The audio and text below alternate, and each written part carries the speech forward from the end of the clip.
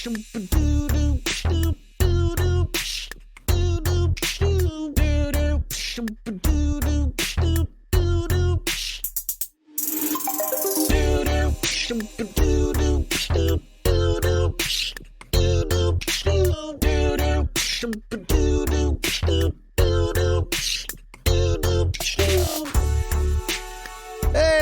everybody, welcome to episode 135 of Tactical Crouch. Kickedtripod here, Yiska and Volamel. We're back, and we've got a month almost of no Overwatch.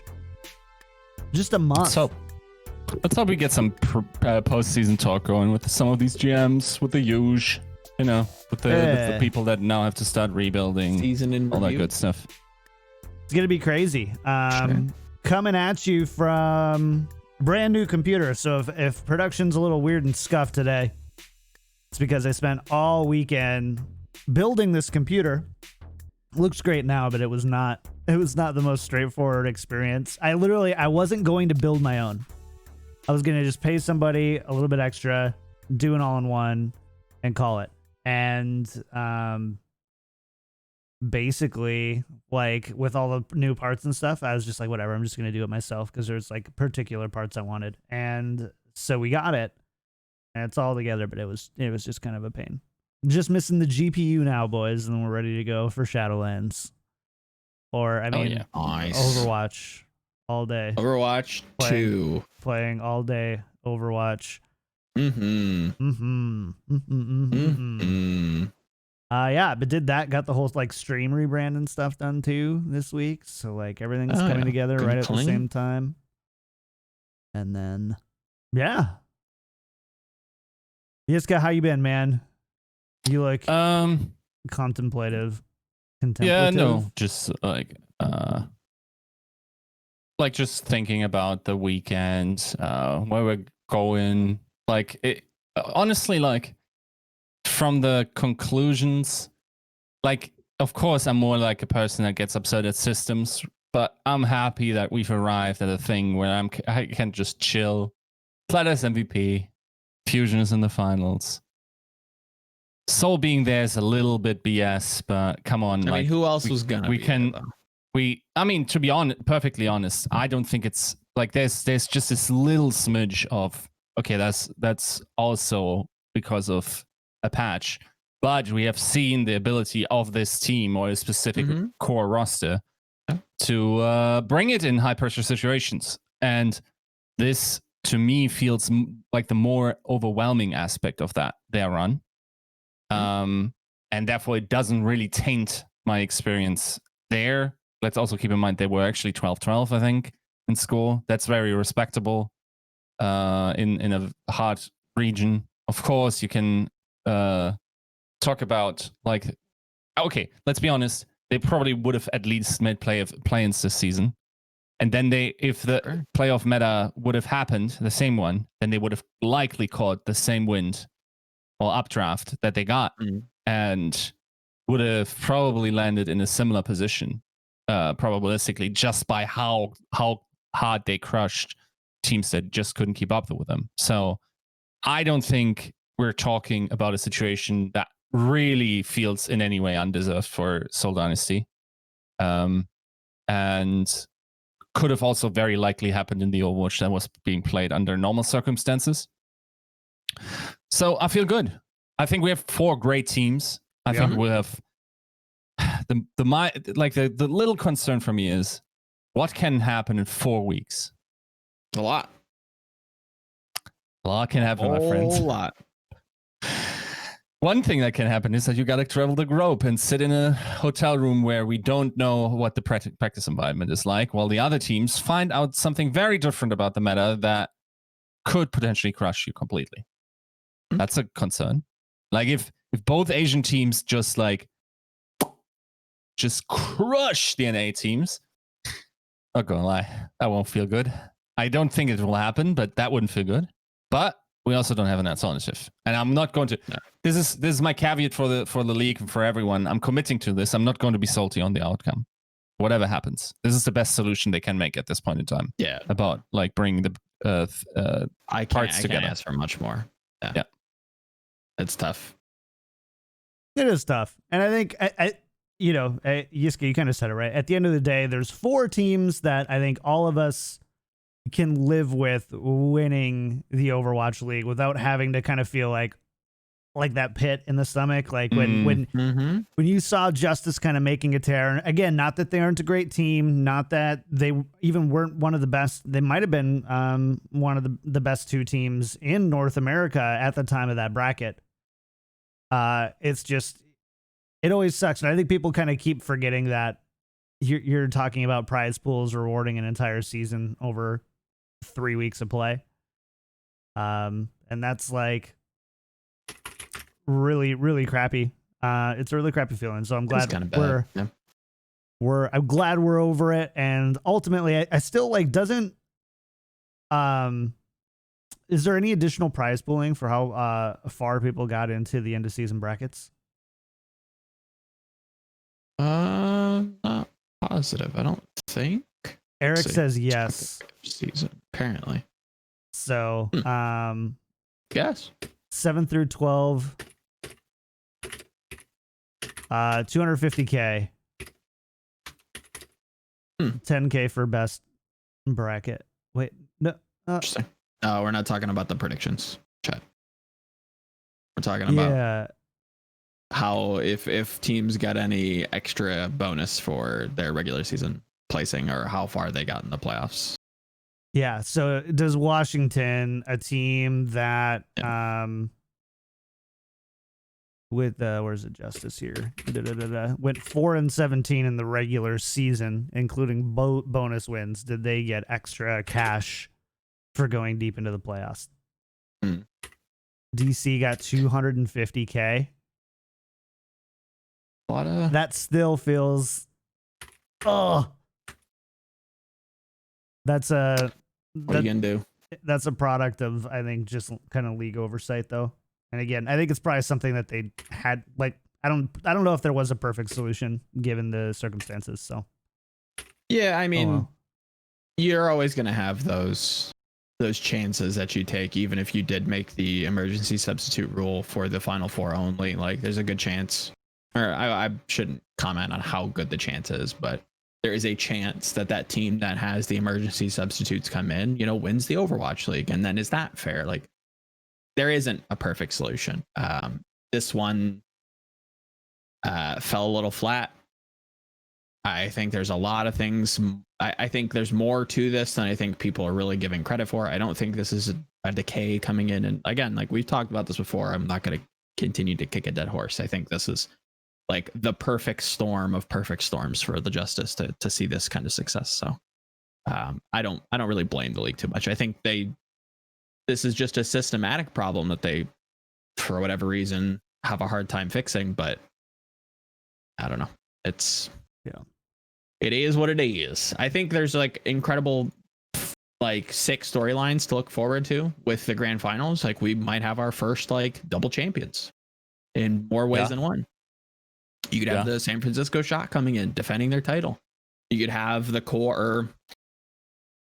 Yeah, I guess you could say the core of the London Spitfire coming in with the Seoul Dynasty, maybe regaining their title with a different team. Like there's some incredibly colorful and fun stories to explore going into Korea. Who would have thought we'd be here in COVID, online, not on LAN? But we still get, that same grand finals feeling. Fury, 2-time champ. That's true. A lot of different ways to spin this. So it's going to be fun. It also got academia involved in this entire scenario because people have looked towards Oxford and MIT to once again make the argument that Profit isn't the GOAT, using philosophy as well as mathematics to prove them. Like, how can you deny it if he wins the Overwatch League again after this season once more? Are you just going to hang on to Echo and just say, well, he played like that the entire... Nah, dude. Yeah, I mean, if he was to win another title with this kind of performance during this kind of crazy season, and again, Prophet hasn't had like a bad season by any metrics. Like this, he's had still like an incredibly strong performance with Seoul. Like Seoul as a team might have been on shaky grounds, but it's still Prophet. Prophet's still doing Prophet things, and yeah, if he's the first 2-time champion and Seoul does the miracle run, they pull a Justice in a way in the Final Four. Yeah, I think it's undeniable. I don't think we'll ever see another player that can do something like that. I still think it's a little like you have to be an extreme outlier to even like touch what Prophet can do. Just period. Yeah. So like if you were to even if you can measure up to where he is now, I think that would even be surprising. So I think easily the leading candidate. I really don't think we'll ever see another player like Prophet for a long time. Very shock-like. I don't think we'll see a team like San Francisco for a long time.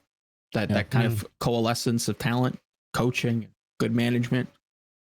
Just a lot of fun stuff coming up. A lot of fun stuff. Yeah, for sure. Well, we do have a lot to talk about today, so let's go ahead and jump right into everything. Big thanks to everybody who's hanging out with us today. If you like the show, consider going to patreon.com/tacticalcrouch, support the show there, or you can leave a sub right here at twitch.tv/Kickedtripod. Also, make sure that you're subscribed to our YouTube, youtube.com/tacticalcrouch.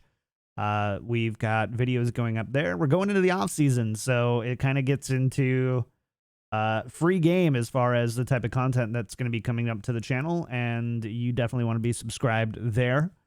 And big thank you to our patron producers: Refined Bean, Ferdino, Pin, Battlecrab, Kahuchi Kopi, Loshin, Rex Zane, Audio Compass, Kasha67, Shara, Nathan, Your Misery, Hunter Tane, Fabled Steven, Roger B, Owen, Chris R34444, Corbjorn, and I listen to the podcast whilst on the toilet and in the shower, thinking of Yiska, as well as Peace Camper. Thanks so much for supporting the show. Let's talk about... Where's what? My favorite name? Where's Blout-Crid, Blout-Crite? Don't. Careful. No, it's crit. It's crit. It crits. Crit, yeah. Critical Strike. Yeah. It's everywhere. We're Red Paladins. Anyways, thanks for changing the name so that we can use the clean tag this week, because Joe apparently can't read it. And it's German. What? I don't know. Oh man, I was just reading what you put in front of me. Too funny. All right, let's talk a little bit about this. We did get another last signing, and that is so I've actually never heard this pronounced. Is it Casores? Yes. Hey. I think so. Big thanks to or not big thanks to Casores. San Francisco Shock have signed Casores as a Final Four strategist, analyst, whatever you want to call it. And I didn't actually know that you could still make coaching is not under coaching. This. I don't think you can do whatever you want with staff. I think that's kind of generally the case. I just and it should be, I think. Like, also people need to realize, like, contracts also are very different for coaches and players, and what kind of guidelines there are, and what coaches have to adhere to, and when things happen, and what the compensations are. There's just way more up in the air than whatever the standard contracts are in Overwatch League. So I think that's also one of the last remaining ways in order to give yourself that little push that you might need.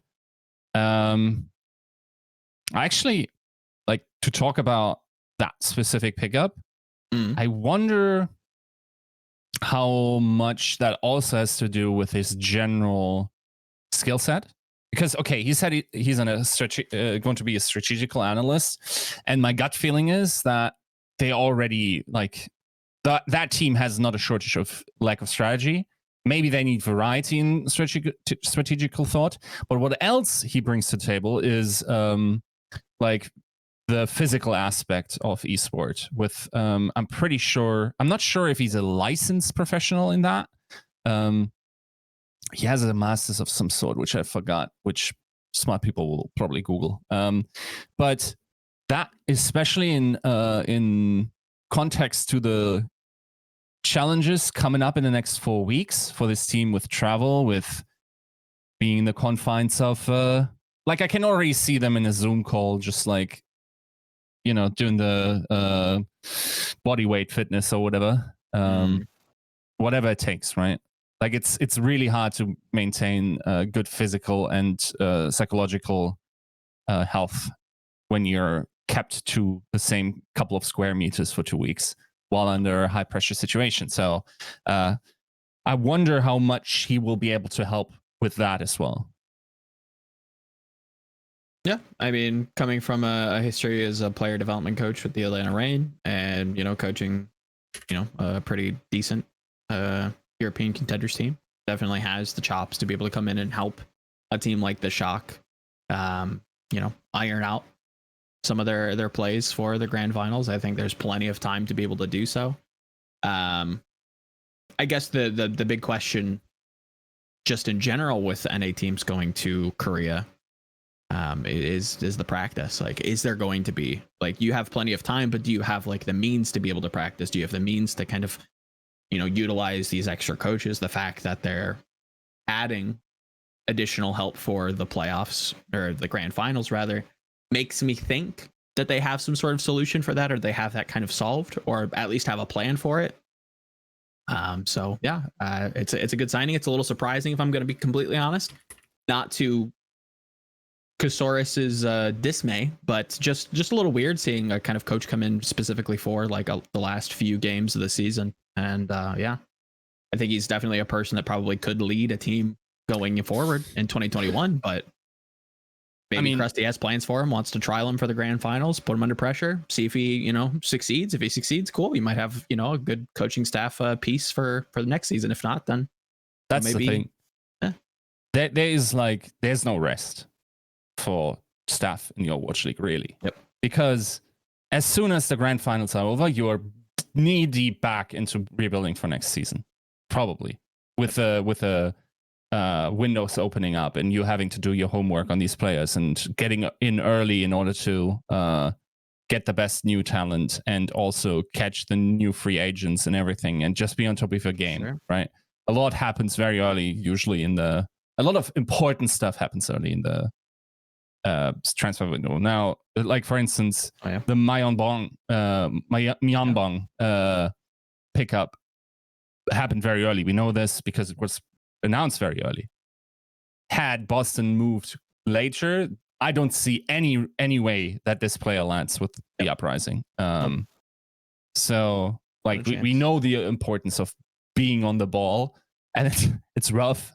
You basically you can't, like, you win the Overwatch League on Sunday, then you can have a drink. Back to work. Monday, maybe you're tending to your hangover on Monday. On Tuesday, you're very likely setting up the next Zoom meeting and talking about the next season, and it's rough. Yeah, it is crazy. I think that's the reason why we have such developed coaches. I think that's why we have such strong coaching staffs. Some obviously stronger than others, but yeah, it's to their credit what has built them, I think, up to be as demanded or as good as they are. But also, like, they can't work these kinds of hours forever. Like, we talk about player burnout, but coaching and support staff burnout has to be like stupid, like just crazy high numbers. Like if anybody's interested in kind of getting a glimpse into that, Andy Miller did an interview with Thorin recently where he doubles down on a lot of the conversations that went on with hero pools, and kind of giving a glimpse into the Shock and talking about how the coaches were pulling 48-hour shifts, like 48 hours straight doing hero pool prep. It's not sustainable. Really? That was in there? I didn't get to listen to it. It's a good interview. I mean, 48 hours straight? From, if what I remember is correct, yeah, they're pulling like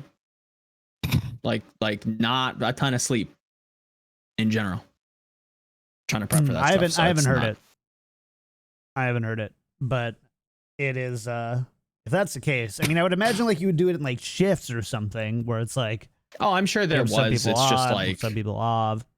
You take a nap here, you take a nap there, and then you're back up and prepping. Like this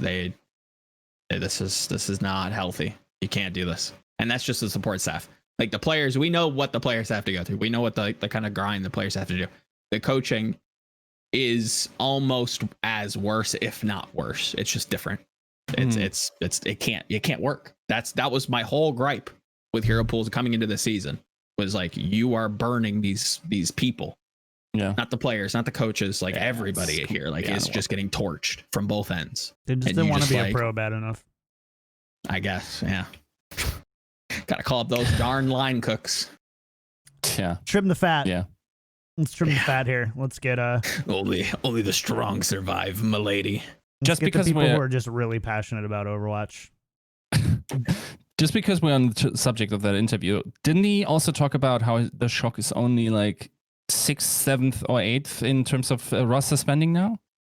Wasn't that part of the interview? I think he mentioned it. He talked about how like they're not even like near the top in terms of like roster spending. Like they're. Yeah. I mean, I think in that same breath he mentioned like how they were like the Patriots in that way, where like they found their coach and Krusty, and like that's kind of like where their investment lies, and everybody else is, you know. Mm-hmm. If you want to stay, you can stay, but you know, we're not gonna, you know, be beholden or keep you in somewhere where you don't want to be. Like if you have better offers, then go for it. Kind of with what he alludes to with Sinatra, you know. Yeah. Sentinels came in, they were gonna pay him way more than he was getting paid on Shock, and he didn't bother countering. Like he was just like, cool, like if that's what you want to do, go for it. Like go get it. Yeah. Seems like they have an incredibly healthy relationship with the players over at NRG and Shock and all that stuff. So you have, you know, obviously Sinatra coming in and cheering on the Shock when they win. So must be doing something at least somewhat right. Doesn't seem like he's pulling how to say this nicely. Isn't shy to be a little ruthless and say like, well, you know, got to iterate. Here we go. Let's tinker. Let's tweak. I mean, it's easy to see how they no longer are, because I assume like Sinatra probably had one of the fattest contract, or should have the fattest contract on the Shock. With him leaving the team, of course, that's a lot of salary just falling through, and you're getting far away from the cap. I'm not sure if that was true the entire season, but maybe it was. Maybe there's just a investment gap between like the top 5 and the rest. It makes like it's interesting to me because there are very obvious cases that should be ahead of them. I don't think even fans would have like trouble pointing. Yeah, like okay, we're reading in chat: Dallas, NYXL, probably Philly, probably Shock. Shanghai. Those are all good. I think if all budgets gladiators, probably right. Yeah, that's there's some teams that I think people would be surprised by how much their players get paid and how much. Oh yeah, Chinese teams. Now I'm wondering if we're picking one too many, because like I'm pretty sure some Chinese teams also are in the top 5, other than Shanghai. I mean, it's a good interview all around and around. Just to kind of sum that up, talks about how Twilight, you know, had a bunch of offers. Basically said, I want to play for Krusty, like I want to win. Doesn't sound like he's getting paid that much of a. I mean, I'm sure he's getting paid what he's worth, but is it as crazy that everybody makes it out to seem? It doesn't sound like it, at least from the verbiage you use. I don't know. Good interview. If you're into, you know, the business side of things, definitely want to check out. Some stories about Steve Jobs as well. Yeah, kind of fun. No, I that's what I saw. Like that. There was some cool stuff. I just didn't have the time to get to the juicy Overwatch League stuff at the back. Yeah. But yeah, that's like that type of stuff. He recently also had an AMA, and like the stuff that he's saying is very interesting. Like for instance, talking about how in CDL they don't yet have the creative freedom and to design their jerseys and whatnot, and that hurting in some sense. Like they regret leaving League of Legends, for instance, to a degree. I think they were also like at least looking a little bit at LCK. They were supposed to be on the ballot. They were invited to like a, I don't know what you want to call it. They were invited to kind of like apply for an LCK franchise, which is obviously the League of Legends championship series in Korea. He briefly mentions, I think Othoran asked him like if if you had to pick Overwatch or League of Legends, like which would you kind of pick? And weirdly enough, he said Overwatch. Really? If memory serves me, yeah. The kind of justification was they still didn't have like the support like structure, nor did they have any kind of talked about it. Yeah. Like he goes kind of through it, and like it's a little bizarre to kind of think about, but obviously I don't know anything. Yeah, I only believe that statement when this man also has a franchise in League of Legends and then sure, whatever. Like yeah, maybe he's a little biased, but okay. I think he's definitely one of the good beans. I don't think he's. Well, I mean, I won't make character statements. Of course, yeah. No, that's not what I'm saying. I'm saying like, there has to be some functional bias in order to be one of the top performers in his position. So probably. You got to sell it as well, right? Like you're a salesperson for the league in essence, and you're depreciating your asset by undervaluing it, right? So yeah. Yep.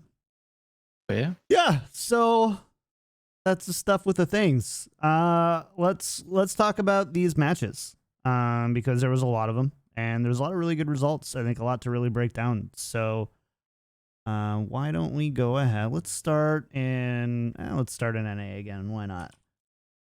And let's see, who do we want to hit first? Let's hit Florida Atlanta Reign. Florida. The Reign kind of bow out pretty early and uneventfully. I think on that one, a little disappointing, eh? Pretty disappointing. Out of all the teams, I think just a general theme this weekend was like the like a lack of strategy almost. Not lack of strategy, but like the kind of almost shyness to the meta. Like people weren't as experimental. We saw that towards the end with Philadelphia Fusion, which we'll get to, which I was super excited about, which I'm super excited about going into the finals and watching their growth in that way. But if you look back at the last show, I wanted to see Atlanta be able to kind of like put Mayhem on the back foot with multiple compositions. They weren't able to do so. They just kind of tried to mirror them. If we're to believe what is out in the public's eye in terms of rumors of like Mayhem kind of coming to this Winston Reaper Sombra composition pretty early, it doesn't seem all that smart. Yeah, I don't know. It's disappointing, but I didn't see Atlanta going too much farther than that either way. So it is what it is. Yeah, I mean, I think Atlanta is probably one of the teams that I think, and they were 7th seed, like in NA, like it was.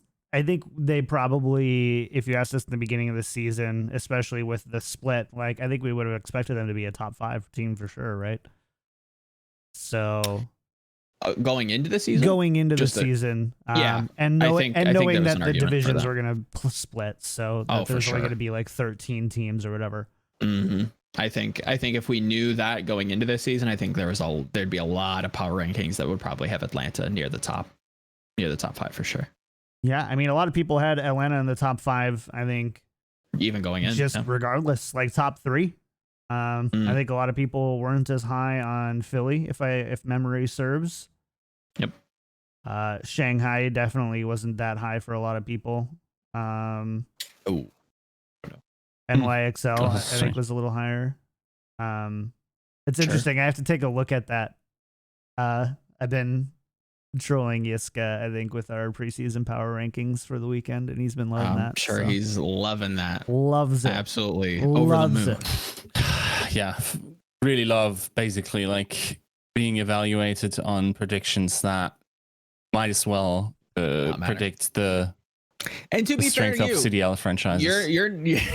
You're not one to run around and boast like, oh, look at my power rankings. No. Blah, blah, blah, blah. Like you're not that person. So it isn't just like I get to, gloat when I'm ahead and then, whine and cry when I'm not. And I think he's pretty consistent in that way. I don't even like want to really talk about like it is what it is.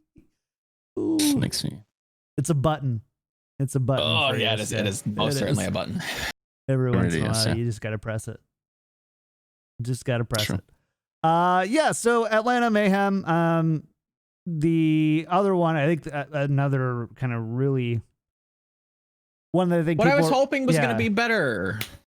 I wanted Valiant and Justice to be, like the match of the week, and it wasn't. I think Tell me Shock why. and Fusion. I think at this point in the week, people were really still trying to figure that out. I wanted Valiant to kind of play the Reaper, and I know they were probably better suited to play like the Ash Tracer. Like they have the players to do that, and like they look solid doing that. I think just a little bit of strategic depth could put Justice, and as we saw, did put Justice on the back foot, did kind of force them to kind of like adapt to what you're throwing at them instead of like always leading the conversation off the get-go. Like you have to answer our comp before we even like look at you weird. And it didn't feel like Valiant played up to that. I think they had like they had the building blocks to be able to beat them early. It didn't seem to really kind of come to fruition all that well. I would have loved them to play a little bit more Reaper, but it happens. I don't think I don't think there should be any ounce of disappointment from the Valiant, from the Mayhem, which we'll get to next match against the Justice. I think they had an absolute phenomenal season. I mean, there are plenty of ounces of disappointment in them, though. I mean, there is, but like you have to kind of keep your head high. You guys absolutely killed it this season from all expectations. True. It might suck that you feel kind of cheated is a strong word when you have to kind of play the Justice, but yeah, I as a whole, I think as teams, I think both teams, both the Mayhem and the Valiant, absolutely phenomenal seasons. Showcased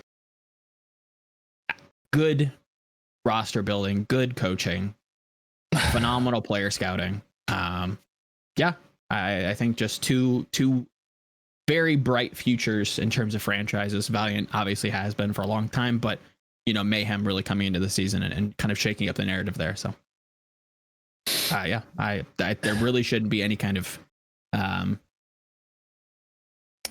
disappointment on those teams, on those franchises. If you're a fan of these teams, show them some love. These are not disappointing times. These should be seeds for the future. This is sowing the future of these franchises, and I think they've done a fantastic job. Look at all the preseason talk on the Valiant. Look where they finish. I think that's phenomenal. Look at the history of the Florida Mayhem. Look at the preseason talk. On some cases, myself included, was not a big fan of this Florida Mayhem roster, and look where they finished. Like this is phenomenal. I think they absolutely killed it.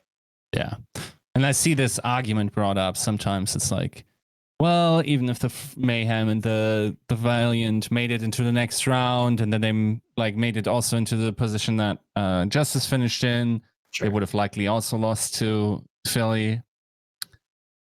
Yeah, well, at the very least, there's a 175,000 G's difference in most certainly in that, right? So it's like, also of course in terms of the perception and the bragging rights and the things you do it for, right? Mm-hmm. Like you want to hit as high as possible. Of course, like you can definitely contextualize the season. You can realistically say that the Valiant were most definitely top 5 team in in the North American region in 2020. Even everything aggregated, regular season standings, the playoff performances that they had.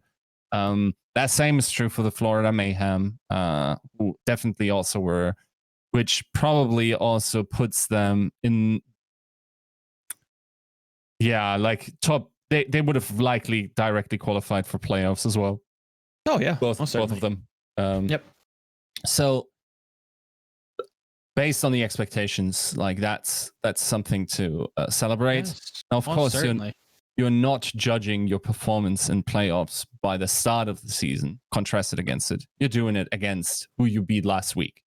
Sure. And I can totally see their disappointment from that point of view. And of course, it's also it's interesting, right, Joe? How's that Roadhog coming along? Like, what? How's that Roadhog coming along in terms of like? I don't know. Ask Seoul. Yes. And Philly. Right. But and the fact that Shanghai picks it up tells you something, right? Right. I think, and I've changed my opinion on it. What he's alluding to is during one of the live, literally the play-in, the start of play-ins. I was very surprised and disappointed to see this actually being played. Didn't see how this was going to work. Didn't particularly care for it. Wasn't sold on it when I watched the Houston Outlaws kind of like fumble around and beat up on the Boston Uprising. I needed a little bit more proving, and throughout the playoffs, it has shown its merit and does make sense. It makes a little bit more sense to me. I won't claim to be an expert on it, but it definitely has its merits. It has its uses. I just don't think it's. I somehow don't think it's the pinnacle of Overwatch. I think it is kind of the sign of the times. I think it's but what it is. I think it is useful. It's not. It is a pretty. viable strategy. It's not pretty at all. It's pig's feet. Yeah, like it works though. It's effective. The thing is like it's not pretty. It's likely also, or it's very, very unlikely to be the actual optimal meta composition for what is theoretically playable. And if we were to stay on this patch, let's say for a season, like we did in season 1 and season 2, I think that comp would eventually look very different. I think the appealing part initially was that the barrier of entry in terms of like how far you had was to very direct grind. Like Yeah. was... And then it also, the initial scaling of it as you learn more also works still kind of. Yep. While like Sombra dives need to be way more coordinated against these teams, where it feels like the effectiveness of practice, like there would probably be a breakthrough moment where there's just like, okay, we solved this now. And then that we wouldn't see that again, the rotor comp. But like it's really hard to reach that threshold of like just being consistently able to beat these compositions to the point where you feel comfortable about it, and when your practice feels more effective. Otherwise, like there's an uncertainty character towards like is the composition that you're putting your time into really worth the investment?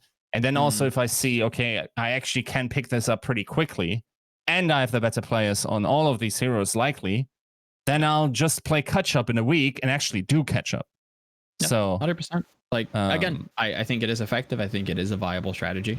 I think there is ways around it, specifically what we've seen thus far, kind of being able to beat it. I think there are, as kind of annoying it is to eat crow on one of these points. Yeah, there are some instances where I think you do just have to mirror it, and you do just have to kind of play into it. And there is a lot of versatility that you can put onto it. We've seen different looks, whether it be Pig's Feet, whether it be Hog Zarya, whether it be Hog Diva. Like there are some flexible choices. That's kind of where I was headed with Justice, looking forward to Fusion Justice. I don't know if you want to speak too much on, the Mayhem Justice game. Did you want to kind of, is any feelings, any comments? Again, like it was, one style beats versus the other, not too much changing, and Justice still continue to roll on.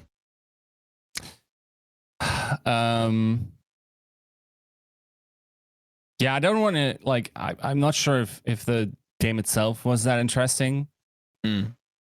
I'm still going back and forth with the interaction that happened on Twitter afterwards with both. I saw Albert had put out like a thread where he kind of like explained his thought process on like the emergency substitution rule and whether or not like that was fair. But I didn't see too much past that. Was there something else that happened? And Ben Spoont also gave his. By the time I had seen that, it was already. I think it got deleted. Yeah, it was. Okay. So where do you stand? Like on one hand, I think it's important to raise the issue as the rule comes out. Like you should be criticizing systems, not outcomes, because like you need to evaluate the likely scenarios that are. Ideally, I would say yes, but I feel like there are some systems that you really don't know could break so badly until they do. Well, we kind of like I think it was announced like Monday. Then we sat down for Crouch and pretty much said exactly that thing that could happen. Sure. I mean, again, I think, and again, sorry. Like, let me think about this. Mm-hmm. No. I'm misremembering how that happened. The rule itself, we analyzed the spirit of the rule and thought that was a good idea. Yep. And then, like, as the pickup happened, that's when you need to raise the issue. And I think people were then thinking, oh, well, they're going to crap out anyway, right? Right, exactly. It doesn't matter. I'm like, that's where the inflection happens. You got to call it out then. And then, like, I understand that if you realize too late, you probably don't want to disrupt the competition by juicing it up on doing Twitter. Another tool, yeah. Yeah, that's probably not what you want to do. You want to, like, time those things. And to that degree, I understood that this, the frustration just kind of bubble up after. Just, I mean, they have to be aware that there's an element of sore loser in those statements. There has to be, right? Like, I mean, okay, there doesn't have to be, but I think like I would find it hard not to be, even if there isn't. Like, it's tough to. How do you put this? Like, I mean, I don't know if that's necessarily true. Like, obviously Albert, kind of chimed in on the show and popped in the chat and was pretty consistent with how he was arguing. Like, I think they were both. Like, I remember both Christopher and Albert being very surprised about the version of the rule that actually went live. And I wonder what's going on there, that this can be so miscommunicated between general managers. Now, of course, like that everything is busy, so maybe it's not actually in the ballpark of the Overwatch League, but like maybe or it is in the communication in some like weird like 50 emails where that thing pops up, and it's not a great way to communicate. But like, how do these things so consistently happen? I don't know. Like, I think that's one of the major criticisms that we've all had of the league is it's the communication, whether it to be the teams, looking at hero pools, looking at the fusions rule, looking back, like you mentioned before the show, looking at the contenders two-way player ruling. Like, it's a consistent trend, and I want to be fair to the league, but there have been letdowns in that area, and I think it's a fair criticism to say, like, the communication to the public, to the teams, to the players has not been great. Yeah, it's and it's also like, when it isn't great, it happens in these like historically monumental positions where it's like, first time around, it was the first franchise victory of Shanghai Dragons, and it put a dampener on that excitement. Like, imagine if they actually do it without decay and get so far. Like, yeah, you can still be a little bit salty about the meta falling that way, but it isn't nearly to the degree. Do you think that shifts the narrative? Because it feels like for me, and I want to get to the justice, because I am very confused on like the gift that they've been given in terms of like branding, and they've just like completely opted out of it. But like, yeah, does that change your view of their kind of playoff narrative, their playoff story, if they don't have the decay? Do you think they're a little bit more of a Cinderella story? Yeah. Yeah. No. Do you think like the public views it that way though? I wonder. If you don't get the decay buff, right? Like, if you don't get decay Zarya and you still you would still have two. You have to, okay. Here's my really atrocious analogy that I used before, and it actually doesn't really work that well. Don't overinterpret it, right? But for me, there were three issues: Justice being able to play, decay being picked up, patch, right? Yeah. Every single one of those in isolation are sort of justifiable in some sense, right? under COVID, under the requirements of novelty in previous seasons, and therefore having an established concept in terms of bringing playoff patches in, whatever you think, right? The thing is, like, it's like you're running to the tram and you really got to get it, and you shove the old man just a little bit, and the old man just like goes like, oh, but he catches himself, right? And then the next guy runs up to the tram, really wants to get in, and he hits the old man as well. That's the second rule introduced. And the old man is barely standing. He could have made it. And the third guy comes along and just like shoves him completely to the ground. And like all three of those rules in conjunction, like the old man wouldn't have fallen with only two. Okay. It's the trifecta of these things happening that made the old man fall, and also had us. You could have done this with like Jenga blocks or like some sort of like harmless toys. It has to be beating up on old people. Yeah, that's the problem. Nobody gets hurt. That doesn't really feel that impactful then. The next analogy is going to be like at the cost of toddlers. So very good. Somehow it doesn't. I would not put it past you. But I agree. But I think in yep. That's the show. That's the show. No, I think I agree though. Like it isn't just decay. It isn't just the patch. It's the culmination of all these things kind of lining up perfectly to be able to see this. But in that same sense, if you lose one of those, grandfather pushing, attributes, does the narrative shift? Do the fans get a little bit more lenient to the justice? Because let's face it, like they were not handled politely on social media. This was the sinner composition, if we're going to use a League of Legends term here for a moment. This was the cheese composition. This was, the rule bending, the justice coming in and just causing mayhem and upsetting everybody's brackets and ruining everybody's chances and ruining my team's chances. Like, why do they get to do this? That was the general kind of mouthfeel of the community's perception towards the justice. Does that change if Decay isn't put on this team? This man cannot he can't, right, John? Like that's not a full episode. Like every episode, he just brings some vocabulary that's like, come on, man. I'll explain where that word comes from and why it has entered common parlance right after the podcast. What word? Mouthfeel. Oh yeah, the mouthfeel. The mouthfeel of food. Right. I always think of Bob's Burgers when someone says mouthfeel. Right. Exquisite mouthfeel. Yeah. Okay. Maybe we can save this episode from demonetization. Oh, okay. Yeah, I don't think you get to do that, Mr. I'm a beat up old man. And toddlers are next. Yeah, really. Yeah. I mean, yeah. So okay, to answer your question, does that change? Yes. So the question is, it does? It does change the thing. Yeah, it does. For me anyway. Genuine question. I don't know. Here's the thing. We have already demonstrated that people, like for me, I don't like playoff patches. I think they're legitimately trash, but I think the public has no problem with them, generally speaking. Because I don't agree. Like this fallacy of like, well, the best team would have to be best in every meta to be best, which is blatantly obviously wrong. Like we already saw the shocking crushed one hero pool week by Philly Fusion, and had that been the playoff meta, like I'm more confident that Philly would have actually knocked them down into the lower bracket.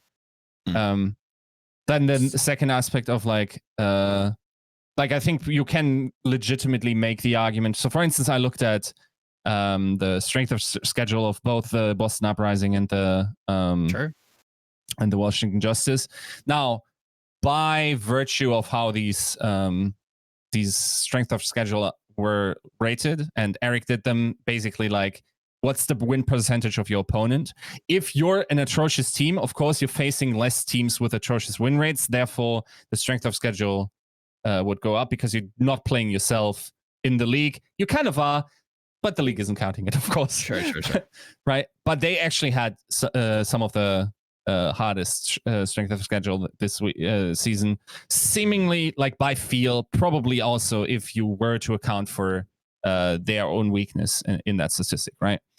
And then the third one, I think the decay pickup rule, like maybe people would have just pushed it off to the framing of it was sort of weird. Like they should have just said like in order to give those teams like a last way to boost because it was so hard to pick people up, and that's why we can also like justify picking up Decay even for the last regular season matches and not just for the playoffs.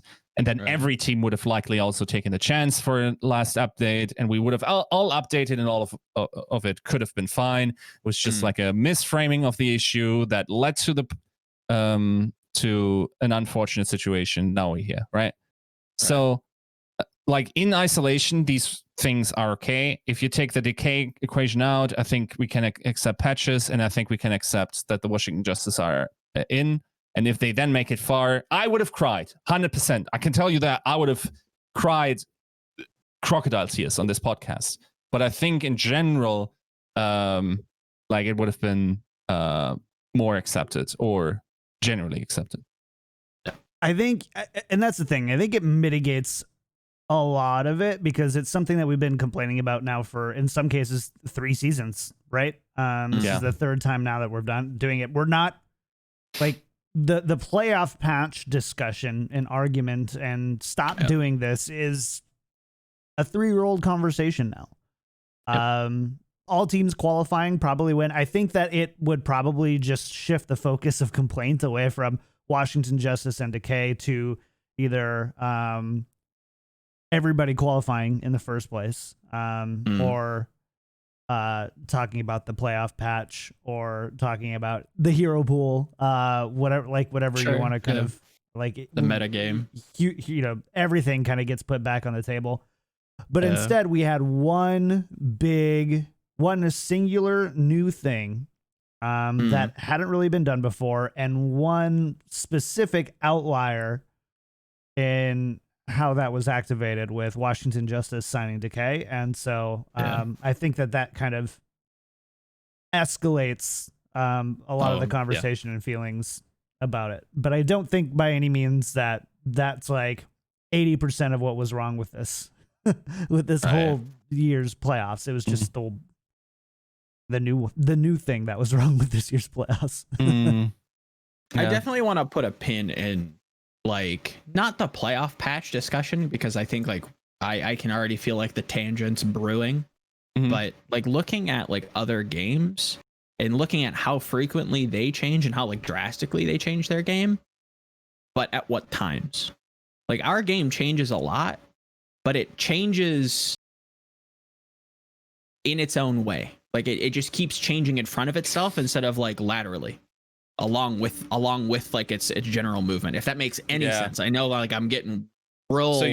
So you just to take maybe probe you a little bit what you mean. Do you mean like we like okay, we have a lot of changes happening throughout the season, but now we have 2 off-tank comps suddenly happening, and it's like it's not even like from branch to branch. It's just like we got to get on a different tree and that's a whole nother tree, right?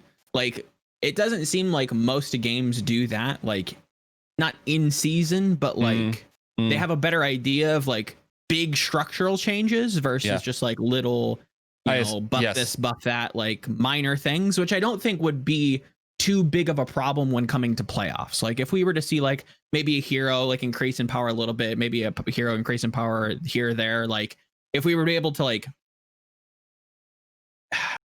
half the patches almost, like it doesn't, it's a big problem. It's a problem that I don't even know that Blizzard knows how to solve because it one minor change flips the power dynamic of everything, it seems like, where in other games it doesn't do that. So it's like looking at why that might be when we're getting these patches.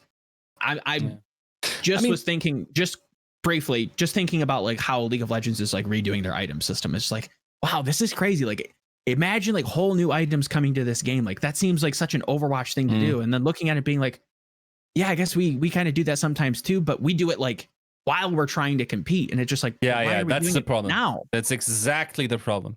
Like League has a playoff, a Worlds patch. Yeah. But there is also like it's almost a 4-week palatable break for everyone to just like get in the tune and buy the merits people that aren't they happy about it. Yeah, and they aren't. No. But a lot of the time, as you said, it's just like, yes, we're maybe climbing up a big branch. Right. We're not reinventing the way League of Legends is being played most of the time, right? Like, of course, if you have like a bottom lane patch where it's like AD carry and support, and then on the Worlds patch it's actually 2 brawlers, that's the problem. That is actually what sucks. Yes. And there have been like the Juggernaut patch. I'm not going to even shoot at which Worlds that was, but I do remember like, you know, Fiora and Garen and Darius becoming like extremely potent in top lane during Worlds, and that was kind of leading the meta, and that was like a big contentious point. But it seems like each patch for like these other games, when they come into these big events, like aren't as severe. So why do our patches feel so severe? Why are they so severe? Well, I don't know. I'm not going to speculate as to why, but it's interesting, the dynamic, because like, yes, we can talk about how our game changes all the time and wah boo hoo us, and then we look at other games, it's like, well, they change quite a lot too. So like, what can we learn? What can we like bring over? Is it the frequency? Is it where we're pacing these? Is it the strategy? I don't know. I think it's genuinely also by the very inherent nature of this game that interdependencies of heroes are so much more important in Overwatch because we're doing everything together. Yeah. Like, if you change top lane, that will absolutely change the macro strategy. It will change jungle pathing. It will change how you team fight. But lane aspects of the bottom lane will still largely remain the same, or like only change by a couple of percent. While if I'm playing like just with like 1 or 2 different characters, depending on what they are, every role changes fundamentally, right? How we're playing things, right? Like suddenly very different skill sets become known, right? And then like, once again, we're talking about the ability of a special skill, right? Special skill is the idea that, for instance, like Olympic archery like competitors, they are at their competition range so much more accurate at that exact range than if you were to move it like 2 meters closer to what's their target, because they've trained at that very specific range. It takes a while to build up that special skill. If you are constantly changing, then there is no muscle memory to be had necessarily in these contexts.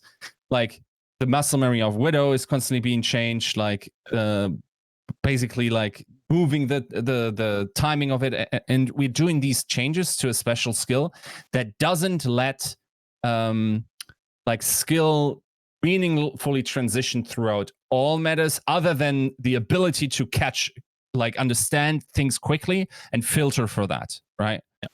And that in itself is, yeah, I mean, it depends on what you like, right? Like, I wrote this article about, like, and I think we talked about it last podcast, where it's like you have these 3 people in you. You have the youthful thing that just like goes into the world and is just amazed at seeing new things and wants to see new input, show me new ideas. The world is amazing. Everything is new, right? And then there's the artist that wants to see, like, has seen enough of the world, and therefore really just wants to see a different flavor of it, and wants to see like how people use the things that are there in the world, and how they interact, and how the against each other still turns into a beautiful dance. And then there are the ones that wanted to mean something. Yeah. From start to finish, there's a story we're being told, right? And like, I can understand why some people, of course, also with our demographic, just enjoy the novel aspect of it more. But yeah, that's, like, I there we go. I slapped that toddler a while ago and just told it to shut up. I don't care about novelty anymore. That's fair. I also just need to say for a second, you can't chastise Joe for using mouthfeel and then say literally 2 minutes later that you're going to probe him. Did I say that? Yeah, he said that. I just want to make sure that I'm being Do we a start fair cursing if the clean tag is already gone? Clean tag. We're already there, boys. Might as well. All right. I mean, again, we'll get to that. I think that's a fun topic to explore. Back to John. Let's get on with these matches. What matches do we still need to talk about? We still do need to talk about the Justice and the Fusion. We still need to talk about Fusion and Shock, and we obviously need to get to Asia as a whole. Let's talk about Fusion and Shock first. So Fusion and Shock, I think it was definitely one of the most anticipated matches, I think, in recent memory for a while. I think the scoreline might be a little bit misleading, but this was a really fun match to watch. Yep. I think it was Control, if memory serves me, was very back and forth. Shock, showing their championship grit throughout the series. On's kind of wavering a little bit, but coming alive on Gibraltar with some I don't know where he pulls it from, but he just pulls it out every single time. Doesn't matter the hero. I don't care. He's not some sort of Widow one trick. He just gets it done. Carpe coming, back into the fold, showing or reminding us rather on how clutch he can be. What I thought was going to be, I believe we got the scoreline right, but what I thought was going to be very one-sided was most certainly not. Definitely one of the better matches even this season as a whole. I think this was quite the show. Can I propose a thought experiment to you, Joe? Sure. Imagine we're playing no hero pulls and our meta settles onto either let's say a Widow comp, right? Okay. Yeah. And we can play this throughout the entire season. Sure. Is Ans season 3 Jonak after that season? Yeah. It has to be, right? Yep. If we were to be able to see at the same frequency Jonak Zen as we would be able to see Ans's Widow. Mm-hmm. Yeah. I would say I think he's just slaps. I don't think there's a Widow in the world that can meaningfully outpace him over a large aggregate of games. I think he's just the most cracked Widow that we've ever seen in the Overwatch League. He forces you to think about your pre-fight in such meticulous detail because he will hit those shots as you approach the kind of posturing phase of the team fight where you're trying to get the position to attack a position to be able to get to a team fight, right? You have to worry about your pathing from spawn door to, point B. He ends these fights before they start. And that was the big theme. That was exactly what was said on this show, looking back at their last meeting where he pulled off the 56% game, which I think will probably go down as one of the highest and most statistically dominant performances in Overwatch history. I think, I mean, not to compare the two, but I think that this is I want this to be like a flu game for Jordan, right? This is like this crazy. You can show this dominance. We talk about and we highlight people for taking over games. This is actual dominance. This is actual imposing your own will on. Yeah, he took it personal. Server. Yeah, you could tell. This is disgusting. Yeah, it really is. Give him the ball each and every time. Yeah. He will just end fights before they start. If you can actually think about the statistical outlier that is getting the first kill in a team fight. That's already a good sign of success. Yeah. You get kills before the team fight starts. Yeah. Yeah, he doesn't. The kid doesn't miss. Yeah, no, you don't. It's crazy. You don't miss, though. He really doesn't. I didn't see that stuff cool. coming. Happy's sick, but On's he does it every time. We would have had a field day. We would have absolutely crowned a new deity if we had made to this. Oh yeah. This very similar. Sure. I agree. I think very similar narrative to Jonak in season 1. That's Korean cracked dude all tatted up. That's at that point you just have to open Mount Olympus for these guys. It's just there's too many similarities. They're just crushing it. God damn it. And then to think about, and I know that chat had brought this up with our last discussion with the patches and stuff, but to think about maybe there's an Overwatch where the main tanks become more like off tanks, and this game really does get more FPS focused. Can you imagine the superstar Ons is about to be if that becomes a reality? Yeah. Are you kidding me? Yeah. The shot can do it again. They just get gifted another superstar feels downplaying him. The kid puts at 56%, which is, again, unheard of. Nears it time and time again when the meta allows it. I don't know. That's the thing, chat. You got to understand. I agree with you that Alarm is the better complete player also in a season that requires flexibility. 100%. And he has been throughout. We are talking about a very specific case where specialists can just match up against the best widows in the world and consistently slap them around at will.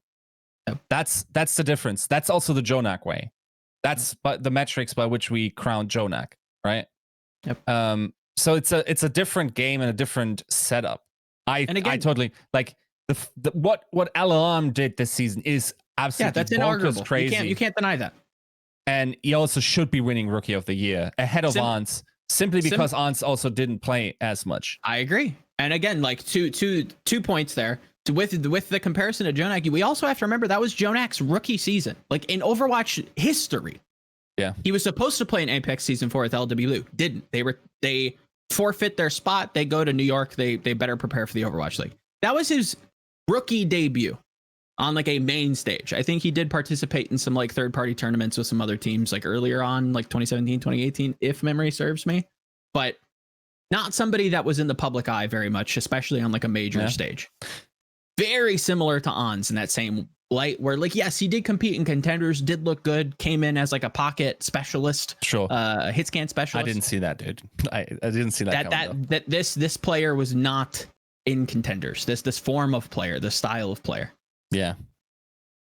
There was another point I wanted to bring up and I totally forgot.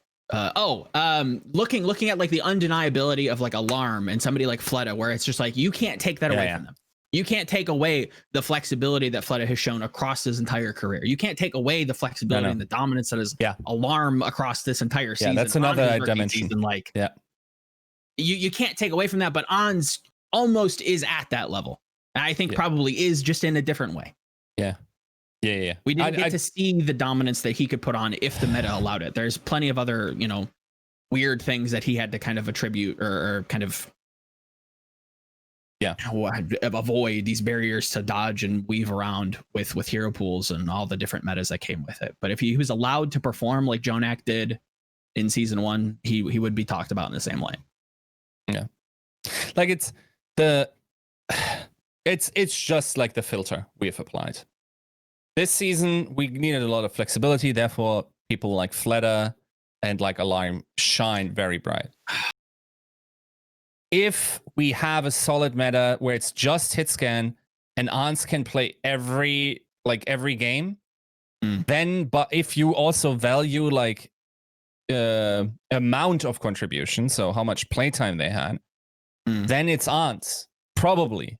Unless there's some weird function where he just like overheats or whatever, right? But of course, chat, like this season is not that. We are filtering for flexibility, and that's why, rightfully, Fleta deserved MVP this season. Because he does it on every role. Yes, he does it on hit scan, and he does it on projectile.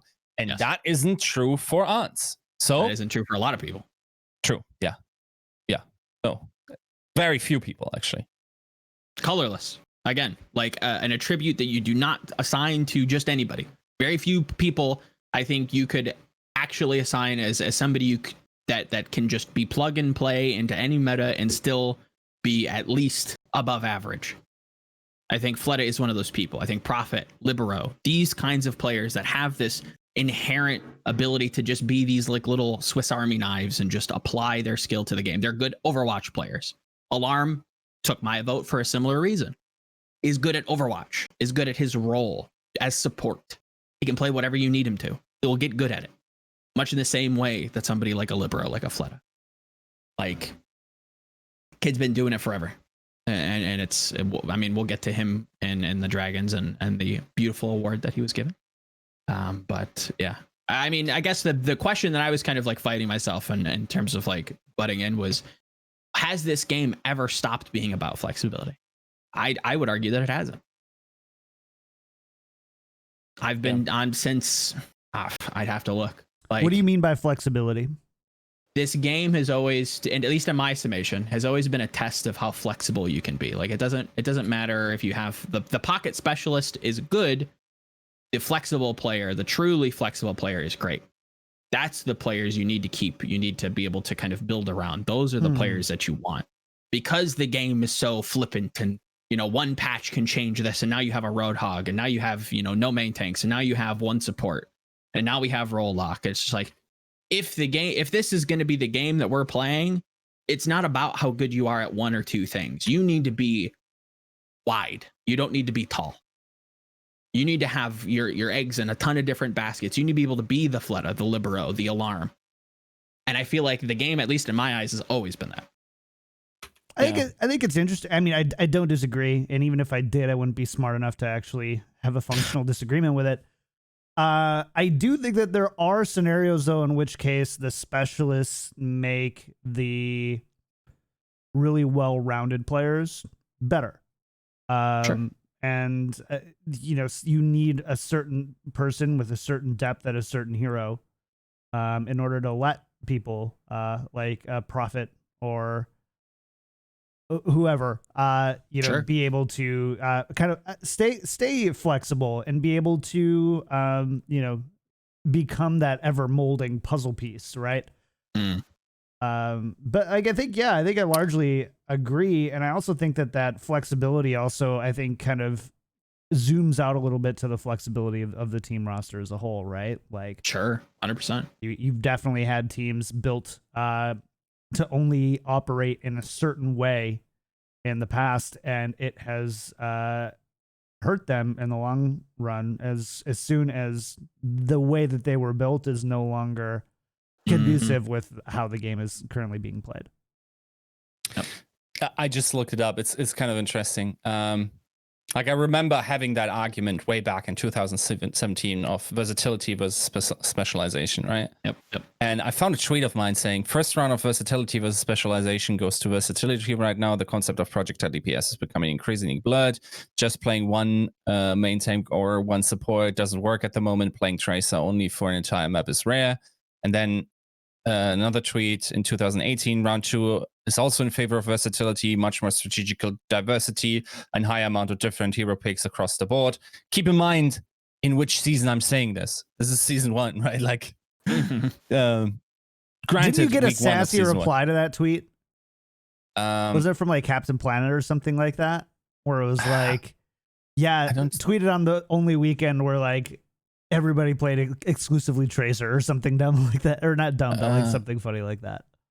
Yeah, if he did, I can't remember, and I can't find and it. I don't want to put that on Captain Planet if it was, but like it was somebody like that was just like they were a community figure, and it might have been like ZP or somebody, but it was just I think I remember a sassy response to that tweet.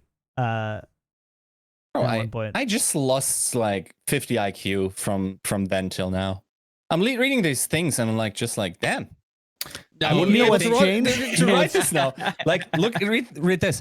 The war of specialization versus versatility still wages, and it did for season 1 playoff as it does for in contenders right now. It shapes up to be the perennial question about the fundamental nature of Overwatch, its patch cycles and their announcement, and tournament structures. Is that some Nostradamus type stuff going on? Patch cycles, their announcements, and tournament structures. Perennial question. My 2 brain cells barely can comprehend what I meant there. God damn it. You know what's changed? What? This podcast. It's made you dumber. No, what? It's made you dumber. It was before people slid into my DMs and said I should be less verbose, arrogant, and Yeah. And since then I haven't grown one bit. Thank you for the advice, guys. Yeah. Anyway, so Shock all that Fusion. to say, Shock Fusion was a good game. It was a Philly good game. Justice, though. Let's talk. This is honestly the match that I think I cared about the most this weekend. Philly Justice. So you've got this Washington Justice team that has a ton of momentum. I think the question going in for the Justice is, were they able to repeat the results from the week before? And if so, just where does the buck stop? and it decisively stopped with the Philadelphia Fusion. Why? And they were finally questioned. They were asked the questions. The Justice weren't the one leading the discussion. Look at all of these games. Look at what I was talking about with Atlanta. Look at what I was talking about with Florida. What happened with Philadelphia? Philadelphia came out and started asking the questions. Hey, do you know what to do? And if I actually force you to think about the composition that you're playing, what happens if you have to adapt? Can you? The answer was no. Decay shows up on Roadhog. Is not the Zarya that we saw. No. Janu putting, a solid performance out on Diva, but this team was lost. They had no clue what to do when they were the ones on the back foot. This was a complete dismantling. And what I was waiting for, what I was hoping for, because I was, I walked into Yiska. I walked into these live rewatchings or watch togethers, whatever you want to call them. The word escapes me. Talking about how the Justice were going to Korea. They did it. They're going. I don't see the Philly Fusion beating them. Now, was I hedging my bets and being excited either way of the victor, either being right or seeing Justice lose and Philadelphia, the kind of rightful team getting to go to Korea? Sure. It's a win-win for me in that scenario. Right? Was I doing that? A little bit. But the feeling was still the same. Nobody was asking the Justice any questions. Nobody was challenging them. They were just trying to adapt to the Justice. It felt like Fusion entered this game and was entirely proactive.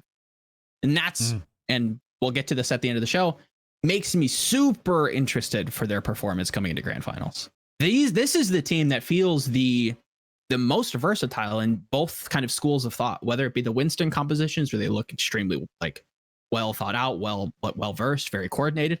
And on top of these Hog compositions, they look like they could go either way with these. Maybe they go both ways. That's the scary thought. It doesn't seem like the Shocker that well versed in this Hog comp. They're very good at the Winston stuff. It doesn't seem like their Hog style is all that there. Seoul, in some sense, they only seem like a Hog team. They almost kind of mirror the Justice in a weird way, in a different way, but similarly in that kind of school of thought. And then you've got Shanghai, who, I'm going to be honest with you, I don't know that the Shock struggle that much with Seoul. I don't know. It seems like Asia is a little behind. It doesn't look like Shanghai is that clean right now. I don't know why that is. They have that championship caliber, but they don't seem strong either way. But then you look at the Philadelphia Fusion, who, if we're going to agree, or if you're agreeable to the idea that the Justice were the best Hog team, maybe in the world, or maybe just a top team in the world, if you're able to kind of match them, kind of tailor strategies to them while also being proactive in your own strategy, I think that's incredibly scary as a top 4 team. Philly has a good shot as just continuing their trajectory across all the monthly tournaments and just perhaps taking the 2020 title with this showing. Maybe that's recency bias on my end, but that's the vibe I got. Yeah, probably true. The thing is, this break is a real Are we off randomizer of all of this. 100%. I agree. Are we off match recaps again? A little bit. Are we going? Are we going there? Are we going? All right, let's go. Let's talk about the break. No, that's. I mean, we're sort of stealing topics from Wednesday, I suppose, but depending on what that will look like. But yeah, I wonder how much the status quo will matter. Sure. Yeah, things could most certainly change. A lot of the feeling from the playoffs and even some of the playoff matches drastically will change. The meta could change. How strong Shanghai looks. How versatile. Maybe this is just an overperformance of Philly. Maybe they don't have. They can't call upon the same kind of performance each and every time. I would struggle to find arguments to dismiss or support that, but it has to be a discussion point. It is true. It's tough to be able to pull that out. A month's time is a long time, but yeah, to be able to put the Justice on the back foot to kind of cap off that as we move on, I think was very surprising on at least in my eyes, and just good to see. I'm glad that somebody was able to start to lead the discussion, if I'm going to return to that metaphor. Yeah. Looked good. Philly looked very, very good. Cool. Well, let's go over to the Asia side then. And we will chat about okay, where are all these games? So we had Seoul Dynasty versus Shanghai Dragons, goes to 5 maps. Like, that's a pretty good one to... Yeah. This is where I get concerned. If I'm a Shanghai fan. Right. I don't think Seoul... Like, okay. We can talk about how good, Prophet and Gesture are in playoff scenarios, and they are. Like, I think it's undeniable. You look at their history, look at how successful they are when put in high pressure situations. They really come and play up to their opponent, right? They're big game players. To that degree, though, I am not big on the cleanliness or the cohesion that Seoul has put forward. I think they generally have gotten away with a lot. I don't believe that Shanghai has the best read. That could change in a month, but in this match, I think that's kind of what we saw.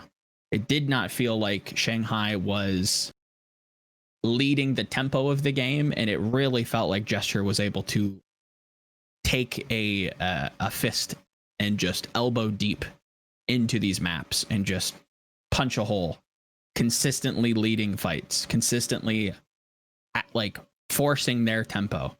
Shanghai playing the comp that they were and having to mirror it at some point. Like, I don't know. I'm not sold as of right now on Shanghai. I really question if they can do it against a team like Philadelphia. Like a team, if Shock pulls together their own Hawk composition, looks solid on it. I don't know if Shanghai can adapt. Mm-hmm. I would assume they could, right? This is the team that has led Asia all season long. A month is an incredibly long time. I would imagine that they would be able to shore up these weaknesses. But if I'm looking at this match as a piece of evidence to support, hey, maybe Shanghai, maybe we will see a North American champion. I don't know. I would look at this. I would say Shanghai, I don't know. They don't seem to have the best read, and it doesn't seem like they've had the best read for a while, because you recall that New York game. They don't need to.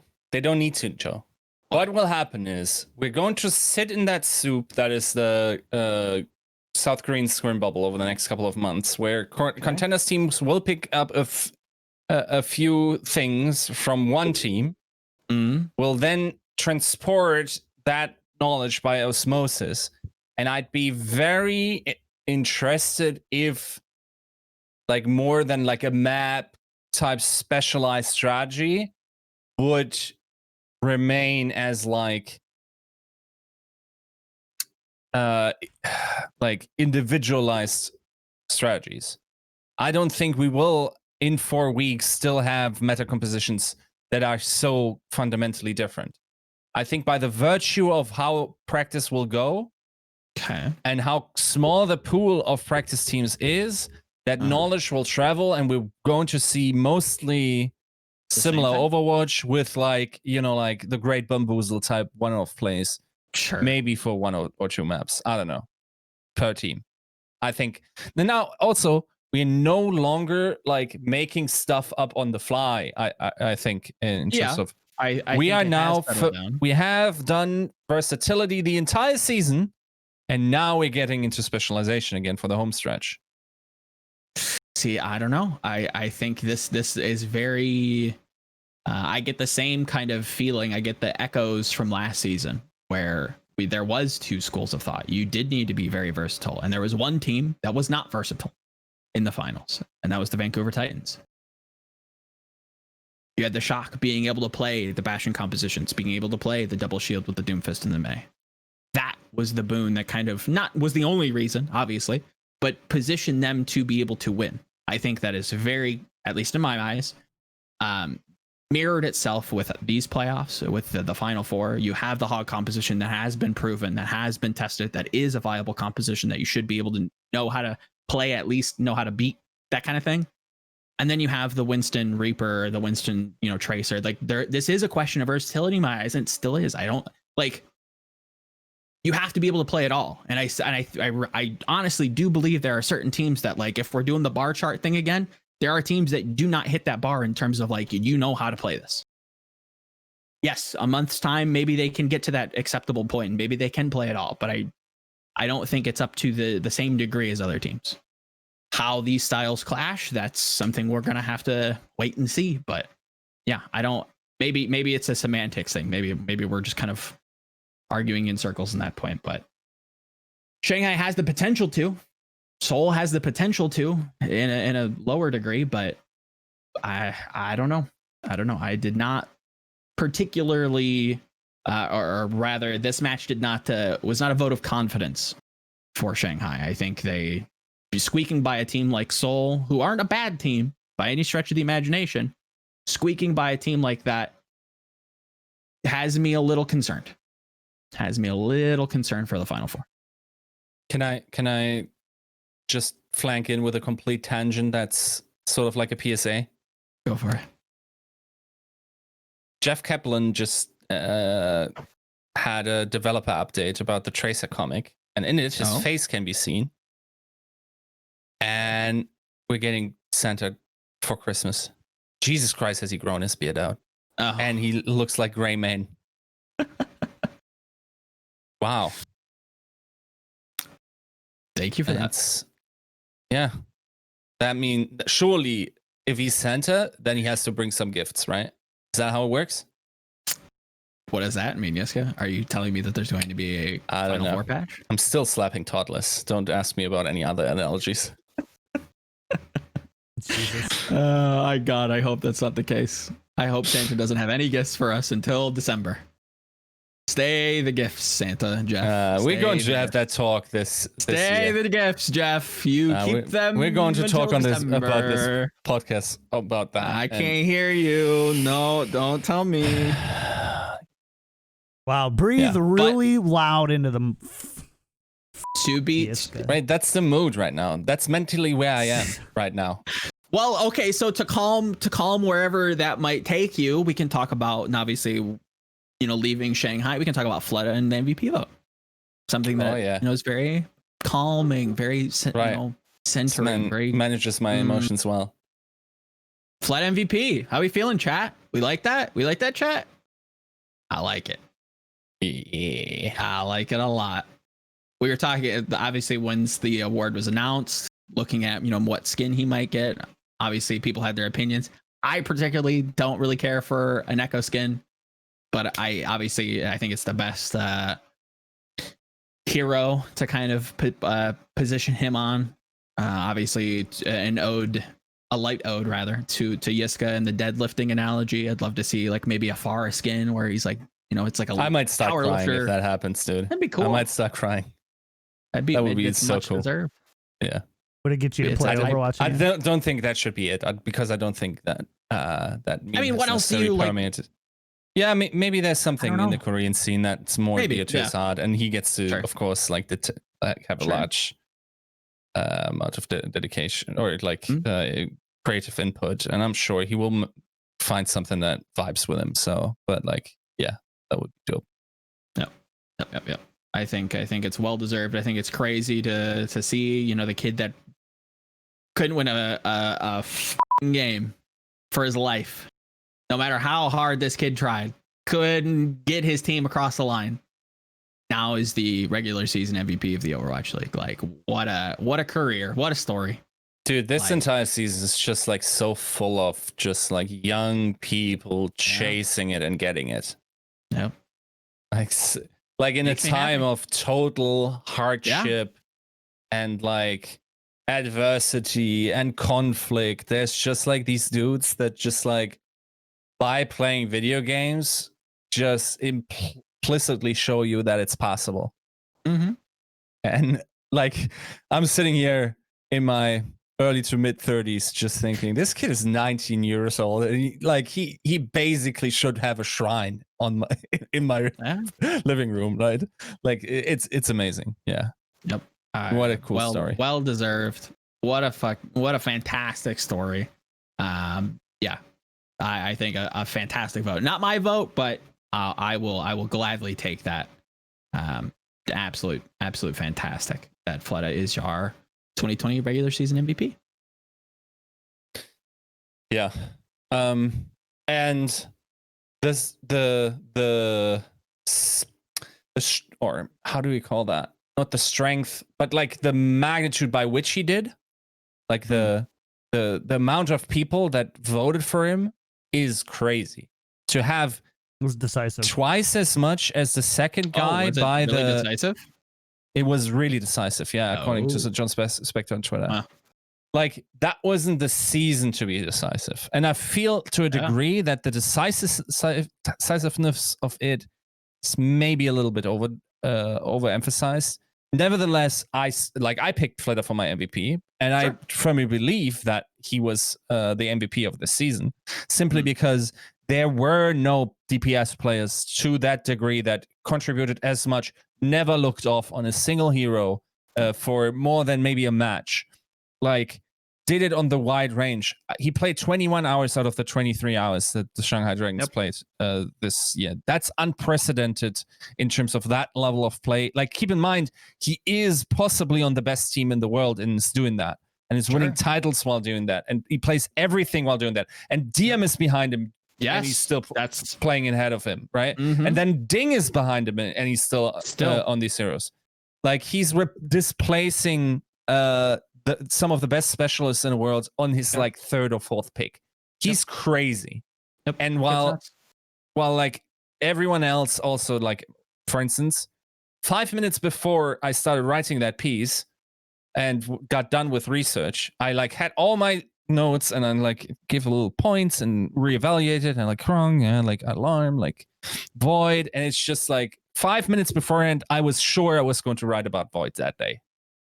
And then I just looked at the facts and just went, nah, dude. Like, Void, yes, amazing season, also versatility required, not to the degree that Fleta had to do it on, and the consistency with which he achieved it in. So you got to give it to him. I think completely deserved. I was a little scared that this might go into a different direction, and but yeah, I mean, the fact that in a season where we legitimately had like at least 8 candidates that all would have absolutely like I would have been happy with, right?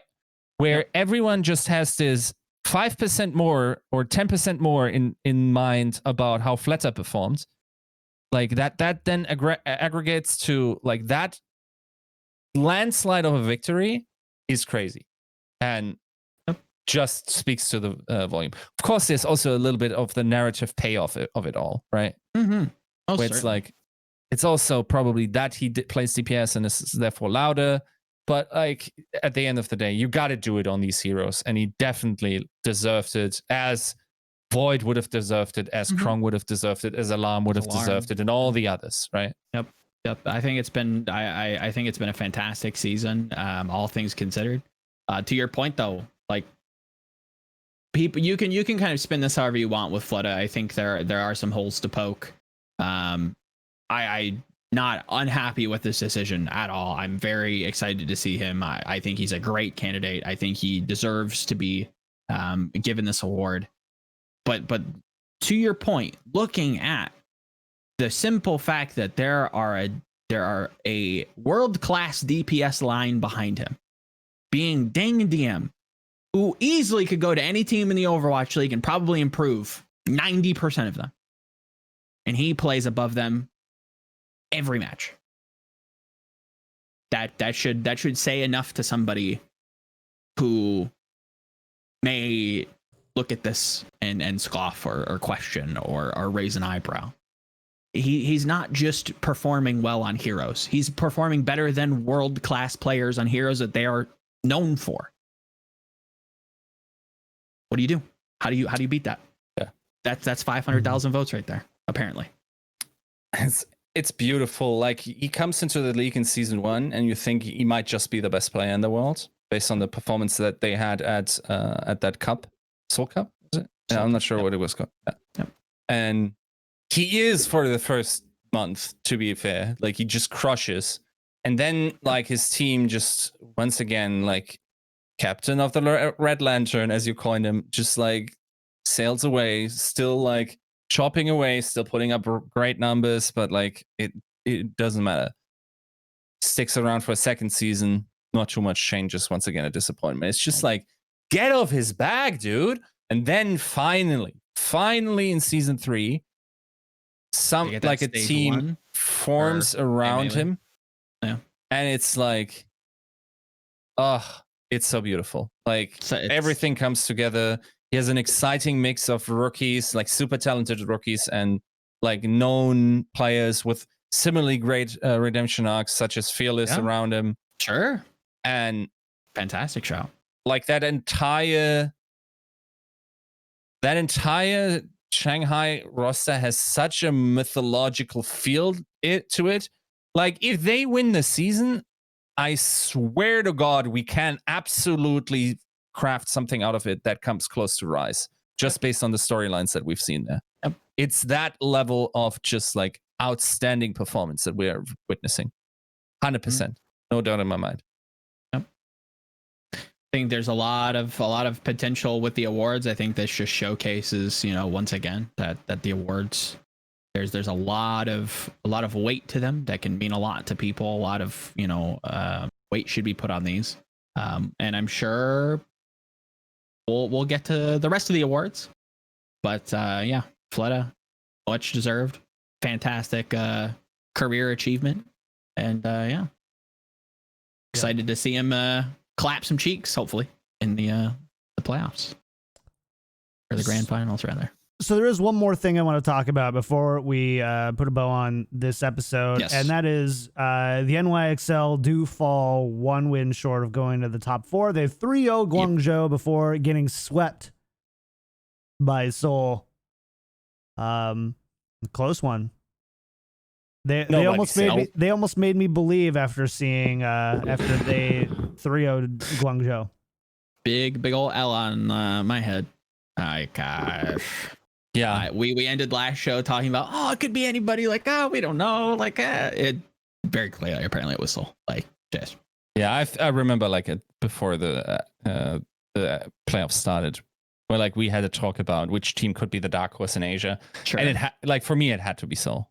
Like, it's like that just by the makeup of that team, it just makes sense. And of course, like the meta helped, as we talked about in the very beginning of the show, but like.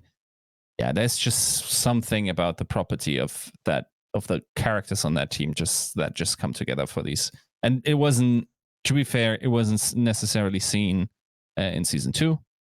But like it's still still a pretty cool story to just witness based on the possibility of a repeat victory for some of these people on that team. And I'm also like one of my favorite parts of the playoffs is that Fitz seems to finally cash in on the scrimbucks that we got from him in the preseason. Like, people were telling me the most crazy things, where it's just like he basically was described to me as Ants. Let's say that, and like he has reached a level where that argument becomes more feasible. Of course, Ants does it like over half a year. Yep. Fitz has now started doing it in playoffs. I think he probably had a peak maybe in the May Melee with their win. I think he definitely like performed well. It hasn't been this consistent thing. It seems like he has these peaks and valleys, or very, very high peaks and just kind of like average, maybe above average valleys. I don't know. I am excited to see Seoul. I think they definitely have potential. I like their composition. I'm not slapping toddlers personally. I'm a fan of novelty when it's warranted. I like the style that Seoul brings. I think it's, I take a page out of MMA's book. I think the styles make the fights. And seeing Seoul bring a different style and battling these teams is really gonna, make grand finals in my eyes super interesting. I will be the curmudgeon, however, and talk about the other side of that coin. Look at the NYXL. I don't know if anybody else watched that match, but what happened? Anybody home? The lights were on. NYXL camp. Hello. Nobody. Are we breathing? Like, Yeah. Just disappointing. It is, but nobody say that CH word. Just I can't hear it anymore, dude. CH. Chokers. Oh yeah, no. It's not. It's not a choke, dude. Oh, I don't know that. It's an SB. It's an SB. An SBB. No, an SB is a sandbag. Oh, Jesus Christ! Sandbagging for 2021, guys. Like, don't worry, we'll get them next year. Like, they want to keep the buyouts for their players lower. Keep them out of the top 4, and then they're not going to have to pay as much to re-sign. Good, I like it. No, I think a word to any fans. Again, speculation on my end. I think 2021 is going to be ruthless. Capital R. I don't know why I struggled to find the first word of ruthless. Had to look for that one for a second. I'm like, wait, is it? Yeah, it is. New York. I don't see New York remaining the same at all. I was gonna say this is a team that I think last time we saw. I was so high on this team, dude. I was so high. I smoked the NYXL blunt so hard in the preseason. When you have this kind of collection of talent, and again, it is no disappointment this season has been as chaotic as it gets. One of the most chaotic seasons, I'd say. It is nobody's fault, but expectations have not met reality. This team is a title contending team. There's something that keeps there. I don't know what it is. I'm not going to speculate on what it is. But I think it's very clear, like, they cannot break past that plateau. They get to it. They can meet it quite often. That's why they're easily the most consistent franchise across Overwatch League history across these 3 years. 100%. Right? They, for whatever reason, have a hard time breaking past that point. So something has to change. I think you're going to see a lot of fantastic players leave this franchise. I think you're going to see some players retire from the game. It's not going to be a fun day, but I think it's one of those like wildfire scenarios. And this isn't, maybe this isn't reading the room with what's going on in California, but something has to die so other things can live. Right? Like sometimes you have to kind of dig up the crops, mulch them down to fertilize the other ones. I think New York is going to go through an upheaval in 2021, and we'll see what happens. We will see what happens, and if they don't, I really wonder what this franchise looks like going forward. I don't think they'll be bad, but again, is that what you're looking for? Is that what you're looking for? You can contend for titles. You should be able to. You have that potential. It's undoubtable, undeniable, but you can't get there. Why? Why is that? I don't know. Yeah, I mean, there are some intangible effects in this league that are just so hard to discern if you're not in the middle of the team. Sure. And maybe 100%. even if you are, right? And that's where I have to put up my hands and say, I don't know. I have no idea. But I think it's clear at this point that something needs to change. If Seoul can do it, you can do it too. But like, I mean, they tried, and I think did inherently take Seoul 2 years. It did. 100%. And you have to kind of give that criticism to them. But they let go of Fleta, which was viewed as like this, oh my God, how could you ever do that? Like, Fleta's so good, da-da-da-da-da. They let go of Jaehong, who, again, viewed as like the leader, the emotional leader of this team, who, I mean, let's face it, was not performing up to the standards of the rest of this team, right? Like, they made hard decisions. I think it's time for New York to kind of really make some tough calls. And I don't think it's going to be viewed exciting. I don't think this is going to be a fun offseason for New York fans. I think you're going to see a lot of upheaval in terms of the fans of this franchise. I really do. I mean, yeah, but that okay. But it's not a sad thing. I think it's exciting to look at this team and where they could go in the future. Whatever strategy they've pinned on this roster these last 3 years, it's something's got to change. You deserve a title.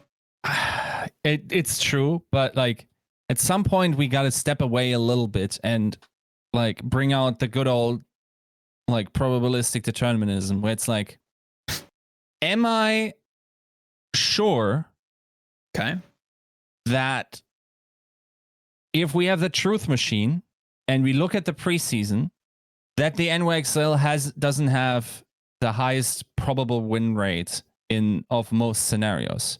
Could they actually be doing more, or are they just drawing bad intangible factors, such as maybe like where the franchise is located, where like who's their playoff matchup is, what kind of meta they hit.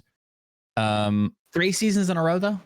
I mean, it's less of an argument now in the 3rd season. I think they also already made drastic changes in season 3. They got a new head coach. They did change a lot of the starting players. If anything, I agree to the point that the inertia to make these changes, for instance, like straight up, NYXL with Bianca looks like a better team than with Hotbar.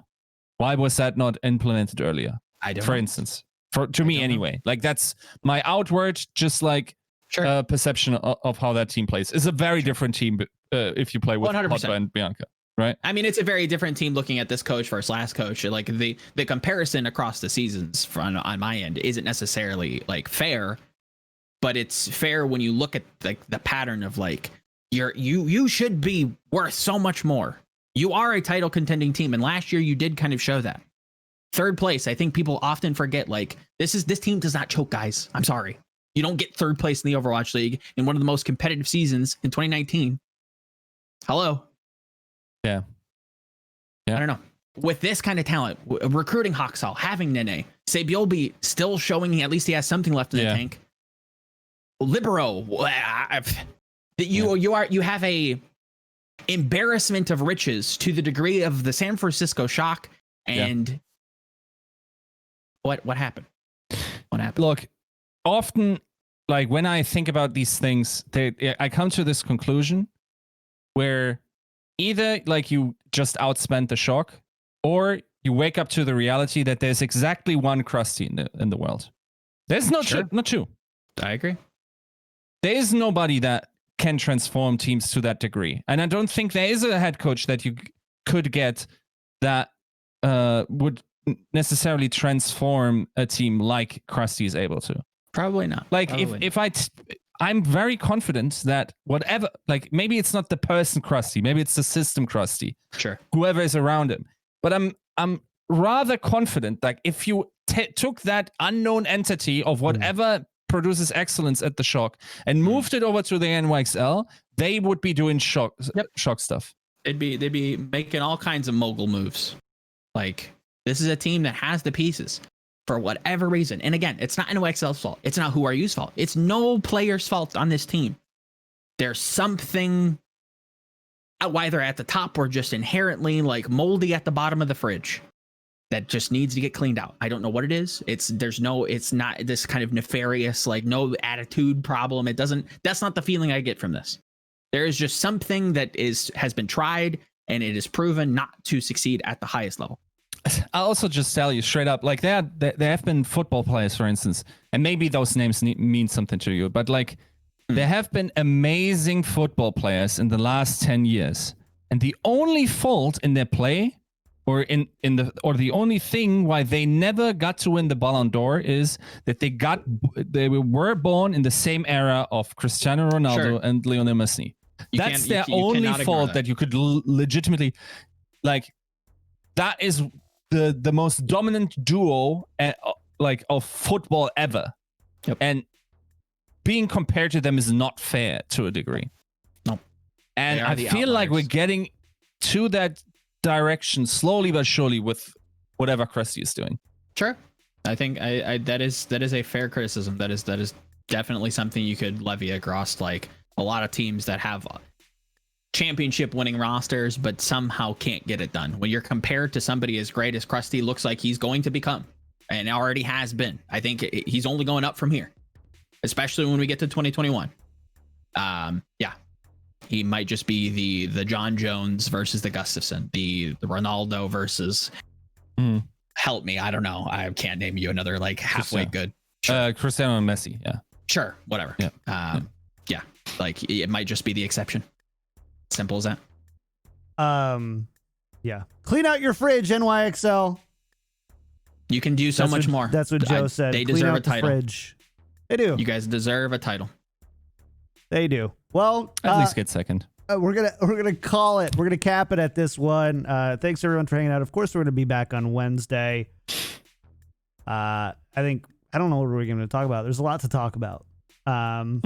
So we're gonna be going. Schedules might look a little bit different for the next month with no preview and post matches and stuff. So we'll keep you posted there.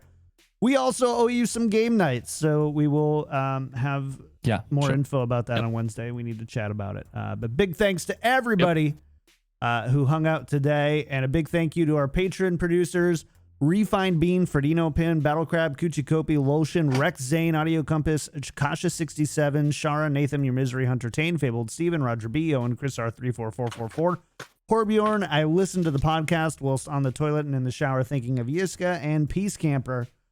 Thanks so much for supporting the show. Go to patreon.com/tacticalcrouch if you want to support. A big thank you to the new subs: Yiska Out, Boo How, Flux Punk, Fusselkaffer. Is that a German word? Fusselkaffer? I've never heard. No, I don't think it is. I don't know. I always get worried when there's something that looks like it might be in a different language because I don't want to be saying something. It looks most certainly German, but I have no idea what that means. And I saw the F and the K in there. I'm like, Oh, well, okay. It actually is German. Yeah. And then Chunk Boy coming in with the 200 bits and Skeptical Cly back. Thanks so much for supporting. If you got a sub, leave it here. It is September. If you haven't subbed here before, 20% off a sub for the rest of September. So, yeah. Yeah, I think other than that, we are ready to get out of here. Joe, shout outs for the week. Where can people find you? What's going on? Some fun things on the horizon. Probably will be out this week. But in terms of stuff that you can readily expect from GG Recon, doing some Valorant content by the end of today, actually. Looking at the last, what at least I assume to be the last Ignition Series event for Europe. In Valorant, and then I think I found a curse, guys. I think the Overwatch League's a little cursed. I think we got some superstitions brewing, which we'll get to this week. And yeah, some playoff, some Fleta love, all that good stuff. So stay tuned. Yiska, what about you? So I had a tweet recently pop, which basically talked about the future of esports broadcasting and how it seems to be traveling towards more compartmentalized and like companion streamy things. And I'm wanting to explore that. Of course, like technology, we got to get all of that figured out. It's probably more of a law issue or whatever. We're trying to find out what the future of esports broadcasting will look like. Interesting. Cool. As for me, stream rebrand is done and all that stuff is done, which is awesome. New computer is built and just waiting on the graphics card. You can't decide between the 3080 or 3090 at this point. It's going to be a tough one. We'll have to see. But you can find all my stuff, right at Kickedtripod everywhere except YouTube is youtube.com/Kickedtripodyt. A lot of good conversations going on about in our Discord, especially if you're more into like the tech, general gaming, mechanical keyboards, audio, streaming type stuff. That's discord.me/Kickedtripod if you want to come hang out and join there. Other than that, big thanks to everybody who hung out. We'll see you on Wednesday. Have a good one. Bye.